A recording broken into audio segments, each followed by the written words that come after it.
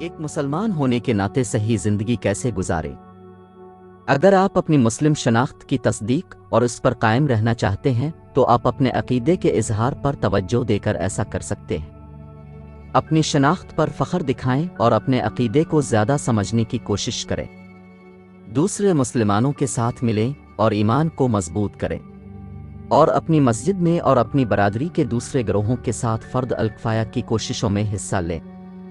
اسلام کے 5 ستونوں کو پورا کریں۔ 5 ستونوں کا مشاہدہ تمام مسلمانوں پر لازم ہے۔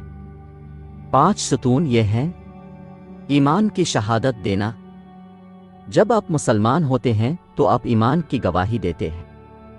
بلند آواز سے کہو اللہ کے سوا کوئی معبود نہیں اور محمد صلی اللہ تعالی علیہ وسلم اس کے رسول ہیں۔ روزانہ کی 5 نمازیں مقدس شہر مکہ کی سمت میں پڑھیں۔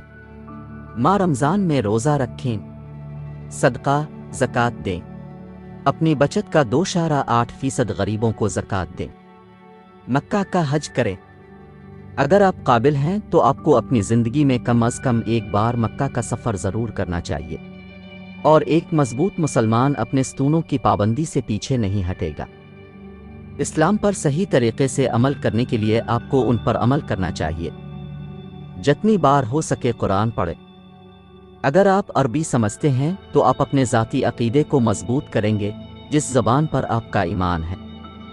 روزانہ کم از کم چند منٹ یا اس سے زیادہ عرصے تک قرآن پڑھنے کی مشق کریں۔ اس کے ساتھ ساتھ وہ لمحات جب آپ محسوس کرتے ہیں کہ آپ کا ایمان ڈگمگا رہا ہے یا آپ کی توجہ اللہ پر ہے تو قرآن پڑھیں۔ جب بھی آپ قرآن مجید پڑھیں کم از کم ایک آیت بلند آواز سے پڑھیں اور اس کے تلفظ کو مکمل کرنے کی کوشش کریں۔ اس کے معنی کی وضاحت کا مطالعہ کریں اور غور کریں کہ یہ آپ کی زندگی پر کیسے لاگو ہوتا ہے۔ جب آپ اپنے کاروبار کام کاج کرتے ہو تو دن بھر اللہ کا خیال رکھنے کی کوشش کریں۔ ذکر سے اپنے ہونٹوں کو نم رکھنے سے اللہ کی قدرت اور عظمت کے بارے میں آگاہی پیدا کرنے میں مدد ملتی ہے۔ لازمی تقاضوں کے اوپر اور اس سے آگے نماز ادا کریں۔ اگرچہ آپ کو اسلامی قانون کے تحت دن میں 5 وقت نماز پڑھنی چاہیے، لیکن مضبوط مسلمان اپنے شیڈول میں اضافی رضاکارانہ نمازوں کو شامل کر کے نماز میں اپنا وقت بڑھا سکتے ہیں، جیسا کہ حضرت محمد صلی اللہ تعالی علیہ وسلم ہمیں کرنے کی ترغیب دیتے ہیں۔ آپ اکیلے نماز پڑھ سکتے ہیں، لیکن اپنے ایمان کو مضبوط کرنے کے لیے نماز کے اوقات میں اپنی مسجد کا رخ کریں۔ اجتماعی عبادت کی خاص فضیلت ہے۔ رسمی نمازوں کے بعد دن کے کسی بھی وقت اپنی ذاتی دعائیں شامل کریں، اللہ سے مدد، رہنمائی اور حفاظت مانگیں، اس کی نعمتوں کا شکریہ ادا کریں اور اس کی حکمت اور سخاوت کے لیے اس کی تعریف کریں۔ توبہ ہر مسلمان کی روزانہ کی عبادت کا ایک اہم حصہ ہے۔ اپنے گناہوں کو تسلیم کریں، چاہے وہ چھوٹے ہوں، انہیں دوبارہ نہ کرنے کا وعدہ کریں اور اللہ سے معافی مانگیں۔ اللہ ہمیشہ ہمیں معاف کرنے کی طرف مائل ہوتا ہے۔ ضرورت مندوں کو وقت اور پیسہ عطیہ کریں۔ اگرچہ تمام مسلمانوں پر صدقہ دینا ضروری ہے، اگر آپ زیادہ کمانے والے ہیں تو اپنی آمدنی کا 2.8% سے زیادہ خیراتی کاموں کے لیے عطیہ کریں۔ اگر آپ کے پاس اضافی وقت کا خاص مہارت ہے تو اپنے وقت اور صلاحیتوں کو غیر منافع بخش اور رضاکار تنظیموں کو عطیہ کرنے پر غور کریں جو پیشہ ور افراد کی خدمات حاصل کرنے کے متحمل نہیں ہو سکتے۔ اپنی کمیونٹی کی فراد الکفایہ کی تکمیل میں تعاون کریں۔ فرد الکفایہ اجتماعی ذمہ داریاں ہیں۔